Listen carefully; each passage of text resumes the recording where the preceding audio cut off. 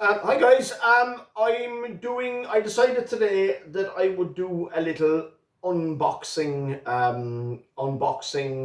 video. Primarily because I pick up, there's sort of a lot of tools sort of here and there. As you can see when you look around my shed, there's quite lots of stuff inside, most of which I've collected over the last sort of 25 years. Sometimes some people give me hints and tips as to what's out there. If you know, and if you follow my pages, you know that my sort of whole thing is shed building without spending an absolute fortune on anything. There's plenty of tools out there. They're not the sort of the big massive major branded tools out there, but they're perfectly good for your shed builders. So what I've decided to do is, as an every now and then I pick up some tools. I will be doing an unboxing video on here, and I can tell you then straight away, guys, if they're any use or not. So guys, this is not a paid promotion. Nobody paid me to do this. I'm doing this completely off my own back, just as a sort of a quick informative video for the purposes of educating the world, so to speak. So guys, what I'm doing today is I'm going to try this. I've been wanting one of these for absolutely ages. This is a portable metal bandsaw. Now, before you say anything, I know that there are numerous versions of this out there. There are portable battery operated ones out there, but guys, these things are in the sort of hundreds. And I can't justify spending hundreds of euros on a tool unless I'm going to be making money from it. This is a shed. This is my hobby. So therefore, it's not going to be making me loads of money. As I've said numerous times in the past, I don't build bikes for other people. I just build them. This is strictly a hobby. So guys, so I said, look, I saw this. Jen came back from the shop last week. This was in their catalogue. And I goes, Jesus says, I'll have a go at this. It wasn't cheap. It was 99 quid. So 99 quid isn't cheap by any stretch of the imagination for a tool. But for one of these, when its next nearest sort of rival in that I can get my hands on is sort of in the 300 quid range, it is cheap. So guys, I'm going to open this up. I said I'd open it up, unpack it, the whole lot. This box is actually, as you can see, it's been sort of kicked around the place and battered and stuff. This was actually the last one that they had inside in the shop. So I'm going to give it a shot, open it up, and we'll see what the crack is. Mr. Lidl, you need to pay more attention to your handling of your tools, because this box has been beaten to shite. Now, we'll see what it does, and I've also set up a piece of tubing on the vise. I'll show it to you there in a minute. Just because this whole thing is going to be a full-blown test. One second, I'll grab a knife. For those of you guys, use a box knife. No, the trick is small blade, bare tip out, because you don't know what's inside these boxes at the top. There could be parts, there could be bits of guards, there could be wiring, there could be anything. So guys, the bare tip of the knife out, just enough to run. That way, it doesn't run the thickness of the. It doesn't go past the thickness of the cardboard and risk damaging anything inside. So right, guys, I have a view. That's what I do. I have a view. Hold your horses. No, 1 second. We'll get the rest of this thing open. Right. Interesting. Okay. Right. I'm surprised actually. At what the crack is inside here. Because, hold on 1 second though. Portable metal bandsaw. We have a manual. No, I'm assuming it comes in about 50 different languages. Yeah, it's got all sorts of funny kind of funky stuff at the back. So guys, English, German, French, whatever, it's all there. Right, let's see if we can get this thing out, because it's actually got a bit of substance. So look, I'm going to make it easy because I'm not planning on putting this back in the box anyway. So I'm actually going to run the edge of the box. So guys, look, same crack again, the bare tip of the knife. Just run it down the edge of the box, because this thing is actually quite heavy. Turn the thumb down it just to widen it. I'll go around this side now again and do the same. Now, I know you say, what happens if it's faulty? Well, due to the fact, guys, that the box is in bits anyway, if this thing is faulty, I'll tape back up the box and it'll go back. Right guys, there you go. There's the saw. It's actually quite a substantial piece of kit.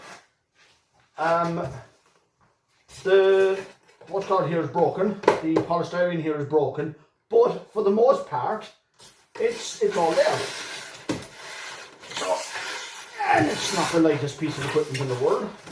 But I suppose then again, considering the fact that it's designed to be sturdy and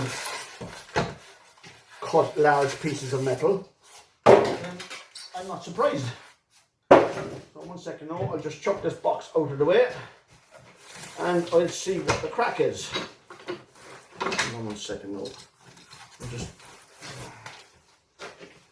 stick the manual over there with me way. And I will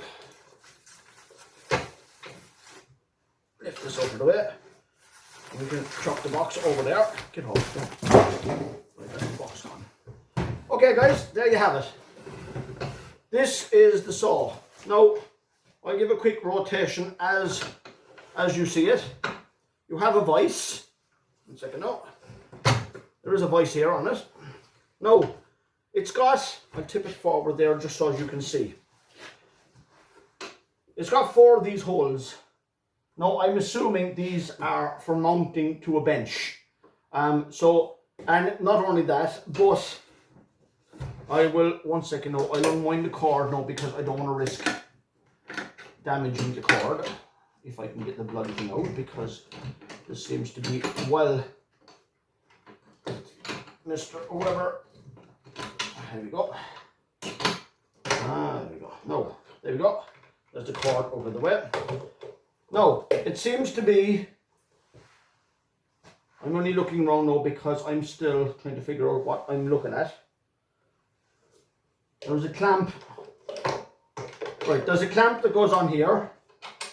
And what the clamp does, to the best of my knowledge, is it's a quick release clamp, or it's a release clamp. You can actually take the whole thing off of the stand.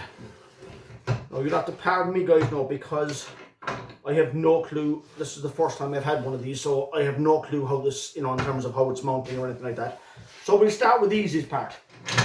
It does come with a vise. So you put your piece of metal in here, clamp it shut. Now to be honest, if any of you have got the bench cut-off saws, they're like the big grinding cut-off saws. The cheaper ones have a very similar jaw to this. The main jaw here is solid as a rock, but this one is kind of flexible. It will grab a pipe. But what I've immediately realised that you're going to need is, if you're cutting anything that's sort of longer than a foot, you're going to need something on the bench to support this, to support whatever you're cutting. Otherwise, it's going to move up, move down, and just kind of this isn't helping things. So just so as you know, you're going to need that as well. Right, now we're getting somewhere. Right, guys. So back to scratch. What we have is, 1 second, I'll lock that back up again. It's actually quite a substantial piece of kit. There's a bit of weight to it. Okay. The saw pivots on this part here, okay? This is also designed to be taken off and used manually. No, it's not, realistically speaking, I think that's more of the impression I'm getting is, it's more of a gimmicky feature to take this off, because all 3 of these bolts have to be undone to be taken off, and it's a bit of a faff taking it off and putting it back on.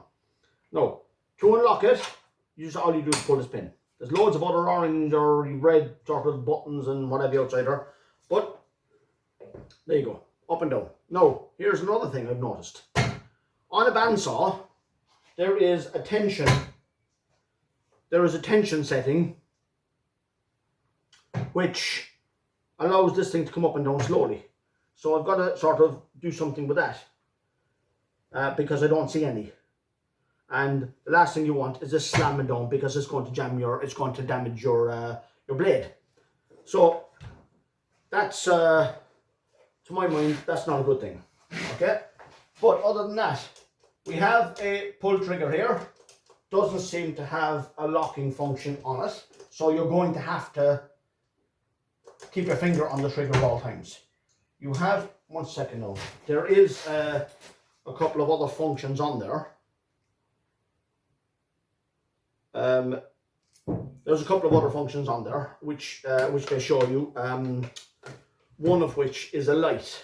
Now, one second, I'll feed this back through here. That way I can run it off out of the way where there's no risk of it actually damaging anything. There we go. Keep that well out of my way.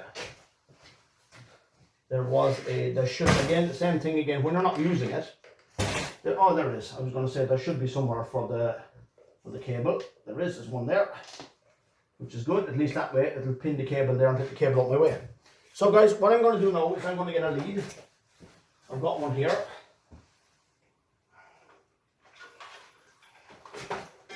And we're going to plug it in. No, one second now. No guys, that would appear to be a light. Now, couple of things that would explain why you have the €99 price tag on this and not a 299. This isn't a brushless motor, as most of the modern devices have. They've all got brushless motors. This is a brushed motor. Brushes go in here. No, that's not a big deal. It's easy enough to change a set of brushes. Here's another thing that I have noticed. There's two holes here. Now I would have thought that, and I can't see it, that there would be another pin in here as a locking pin for when it's up. Just again, to stop it from slamming down. But apparently not. So what I'm going to do now, guys, is I'm going to find something. Here we go. I can use this chuck, or a chuck key, and see. Put them out. Here's a prime example now. See? There you go. See, there's actually a hole and all there for the pin.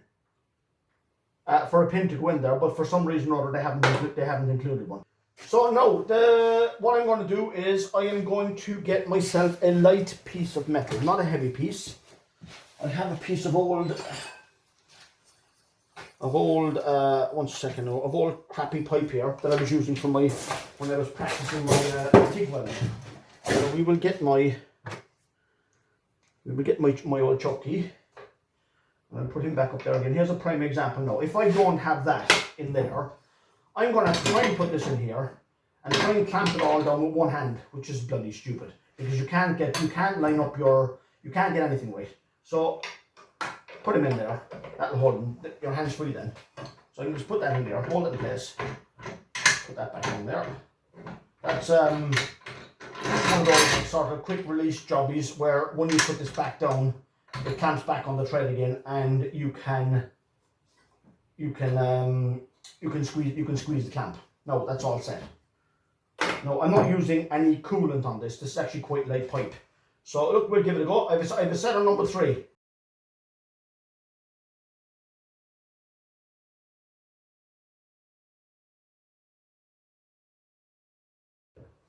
Put it back up there. Put my pin back in there, which they didn't supply me with. Right guys, there you go. That's a piece of or the equivalent of dairy wall pipe. It's about 1 mil thick, maybe 1.2. Does the job. It went through quite nicely. So I've got a piece of much heavier steel here, as you can see. It's quite thick. So before we do any more, I'm actually going to cut through that.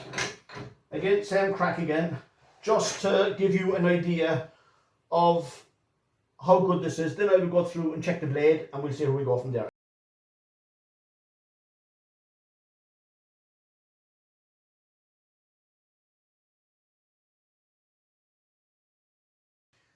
No issues with the blade.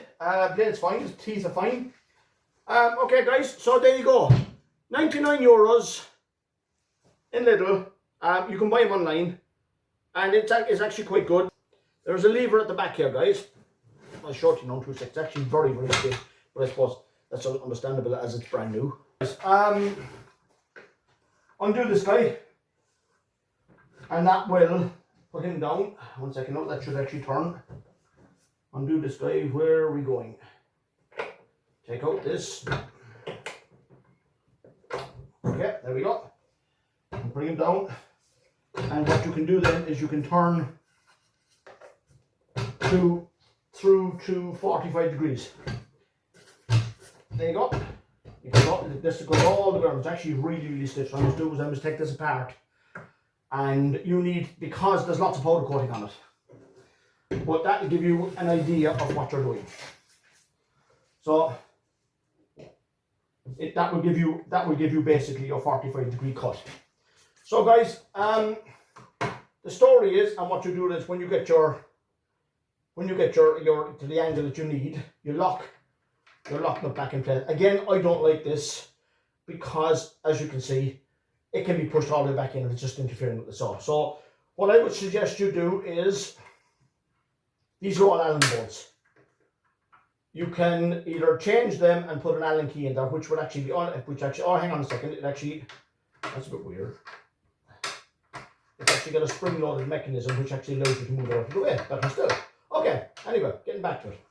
So guys, right, what you do, be careful if a case comes around there, which you shouldn't do. So lift it up and move it to one side and it's fine. But it just seems to me a bit ridiculous that you can actually put it in there to begin with, because it just makes it sort of something else that you'd forget about and you end up breaking it. Right guys, that's the whole setup. As a saw, it's actually a very good saw. Cuts fine, does a really good job. Couple of issues, like I said, I'm not happy with. The locking pin for when it's open. It's a very basic thing. They have one, as you can see here. They have one for locking it closed. But the most basic thing to my mind would be to have one here. They've already pre-drilled the hole here and on the bracket behind it for the pin. It makes no bloody sense to me whatsoever that you haven't got a second pin to push it through. Now this is not removable, or you probably end up screwing it out, but it just seems to me quite silly that you'd have to screw it out every time when all you do is just add a second pin in there and just push it in, which would do the job fine. So that is one of the gripes I would have with it. The other gripe is the lever for adjusting the angles. You can actually, the lever itself moves around on the top of the bolt on a spring, and you can actually quite easily bring it in here and put it under the blade, forget about it, bring the blade down and just snap it. So again, it's a small silly little thing that they have done which could have been done differently. But to be honest guys, other than that, for the money that they're charging, it's pennies and it's actually well worth the money. Cuts, as you can see there, by the two pieces I've cut a fairly hefty piece here and I cut a light piece. Now obviously you can be cutting flat bar, you could be cutting box section, doesn't make any difference. This thing seems to be fairly well up to the task. I don't know about the availability of replacement blades. Again, I can't imagine that would be too difficult, because most of these things, they have a fairly generic size of blade anyway. So guys, look, thanks very much for watching my video. If I pick up any more tools in the foreseeable future, I will do a quick unboxing just to give you an idea and a quick recommendation. This thing cost me $99 or 99 euros. Definitely worth the money. I'm definitely going to find use for it, because for like I said, tube work for frames, flat bars, anything for brackets, whatever, it'll cut through the lot. So guys, thanks very much for watching my video, and we'll talk to you soon. Okay, see you later. Bye bye.